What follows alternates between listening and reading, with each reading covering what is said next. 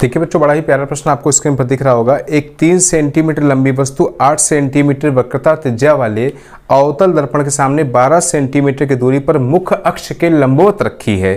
प्रतिबिंब की स्थिति, आकार व प्रकृति बच्चों हमें ज्ञात करनी है। 3 सेंटीमीटर बच्चों लंबी वस्तु, प्रश्न बच्चों आपको स्क्रीन पर दिख रहा होगा। और ये प्रश्न बच्चों एग्जाम में बहुत बार पूछा गया है और एग्जाम में भी, इस बार भी एग्जाम में आपके आने के 100% बच्चों चांस है। इसको अच्छे समझने का प्रयास करें बच्चों। तो बच्चों देखिए क्या क्या इन्फॉर्मेशन हमको दी गई है, ध्यान दीजिए।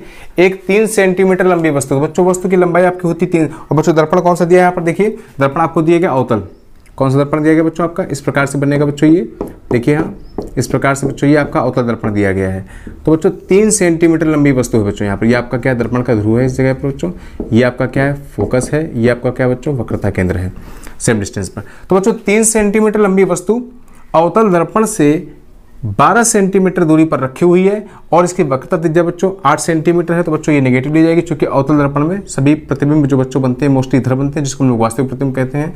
और बच्चों हमसे V पूछा गया है और बच्चों हमसे I प्रतिबिंब की लंबाई, प्रकृति व आकार पूछा, वस्तु की प्रतिबिंब की प्रकृति आकार हमसे बच्चों ये पूछा गया है और दूरी पूछी गई बच्चों।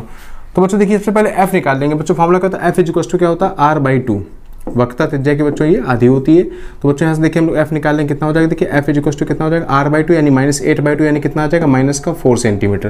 तो बच्चों आपको F मिल चुका है, आपको U मिल चुका है। क्या मिल चुका है बच्चों, आपको U मिल चुका है और आपको F मिल चुका है। आपको क्या निकालना है, पहले V यानी प्रतिबिंब की जो दूरी है बच्चों वो निकालनी है। तो इसके लिए बच्चों हम लोग देखिए मिरर फार्मूले का प्रयोग करेंगे।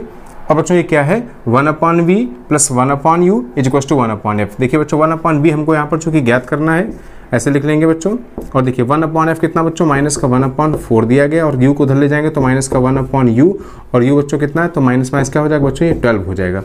ठीक है बच्चों, इसको बच्चों सॉल्व करने का अगर प्रयास करते हैं, देखिए बच्चों तो 1/V = एलसीएम कितना आ जाएगा बच्चों, देखिए 12 आ जाएगा, त्रिज्या और ये कितना 1 यानी कि -2 बच्चों 12 कट करेंगे तो बच्चों कितना हो जाएगा, ये -1/6। तो बच्चों V आपको मिल जाएगा -6 सेंटीमीटर। क्या मिल जाएगा बच्चों, -6 सेंटीमीटर।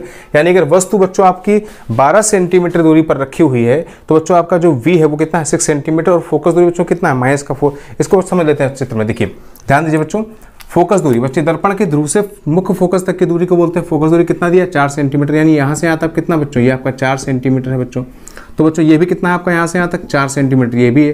तो टोटल बच्चों कितना, ये 8 सेंटीमीटर चल रहा है यहाँ से यहाँ तक। ठीक है बच्चों, अब देखिए वस्तु बच्चों कहाँ रखी, 12 पे रखी। तो ये बच्चों अगर आपका ये देखिए U कितना बच्चों 12 सेंटीमीटर, क्योंकि देखिए वक्रता त्रिज्या कितनी बच्चों आपकी, ये 8 है और फोकस दूरी क्या, दर्पण के ध्रुव से मुख्य फोकस तक की दूरी को बच्चों फोकस दूरी बोलेंगे कितनी, 4 है ये। तो 4 ये और 4 ये कितना 8 है, हाँ जी 8 दिया गया है।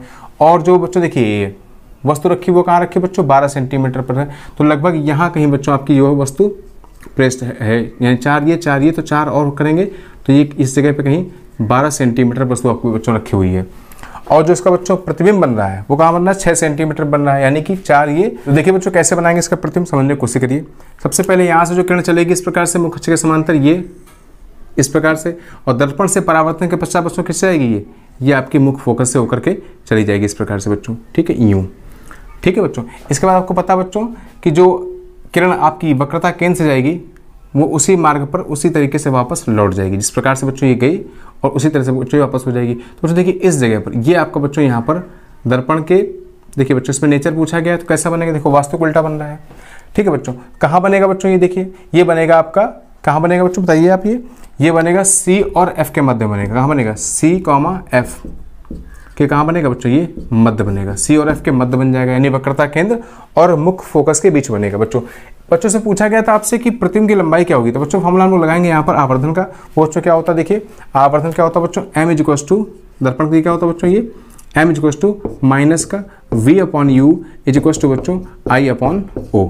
M = आवर्धन M = -V/U = I/O। तो बच्चों ध्यान दीजिए -V, तो बच्चों देखिए V आपका कितना आया, -6 आया, तो ये क्या हो जाएगा +6 हो जाएगा बच्चों। और U कितना बच्चों, देखिए -12 दिया गया है ये।